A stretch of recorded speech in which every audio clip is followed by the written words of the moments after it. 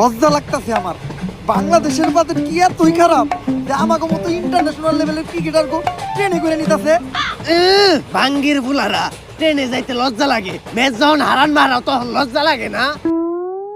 কয়দিন আগে যে দুবাই যে হারান মারাইছিল, কপাল ভালো লেবার বিষয় তো ওই দেশে কামে লাগিয়ে দেয় নাই, প্লেন ভাড়া দিয়ে বাংলাদেশে আনছে।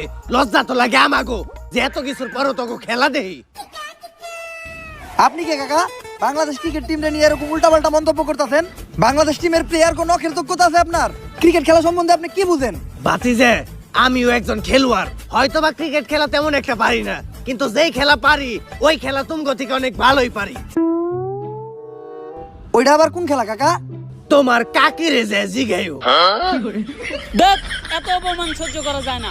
মনটাই চাইতেছে ক্রিকেট খেলা বাদ দিয়া কুতকুত খেলা শুরু করি। মাত চাই বাতিজে, কুতকুত খেলাই যাও না। কুতকুত খেলাটা অন্তত বাংলাদেশের মেয়েরা খুব ভালোভাবে খেলতাছে। তোমরা কুতকুত খেলাই যায় কুতকুত খেলাটারে ডুবাইও না। কাকা এত দুর্বল মনে করেন না আমাকে। টি-20 বিশ্বকাপের ফাইনাল খেলতে যাইতাছি, তাও আবার ইন্ডিয়ার লগে। কস কি তোরা আবার ফাইনালে গেলি কেমনে? এটা তো আমিও জানি না কেমনে। ওই কেমনে রে? আসলেই তো কেমনে?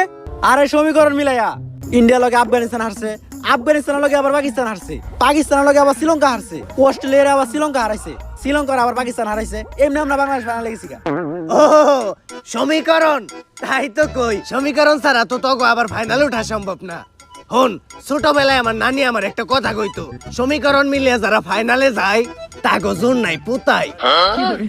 অনেক হইছে, কথা কই আর শরম পাওয়ার দরকার নাই। ট্রেনের সিটে অন্তত বয়ে যাইতে দিতাছে, এতেই আলহামদুলিল্লাহ। কোন কি ভাই, সিটে বয়ে যাইতে তো টিকিট লাগে, আর আমগো কারো কাছেই তো টাকা নাই। আমরাই তো যাইতেছি আপনার ভরসায়। টাকা তো আমার কাছেও নাই।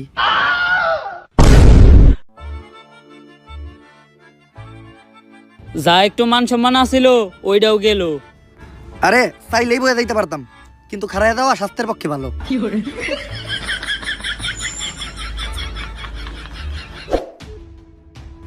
এইটা আর মাইনা নেওয়া যাইতাছে না। 3 দিন আমাকে বাংলাদেশ টিমের সম্মান একদম শেষ হয়ে যাইতাছে।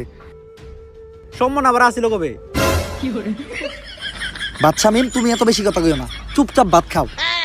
খালি পেঁয়াজ আর মরিচ দিয়ে ভাত খাওয়া যায়, একটু গরুর মাংস হইলে ভালো লাগতো। গরুর মাংস কিনতে 600 টাকা, লাস্ট 60 ম্যাচে একটা 6 মারছস তুই।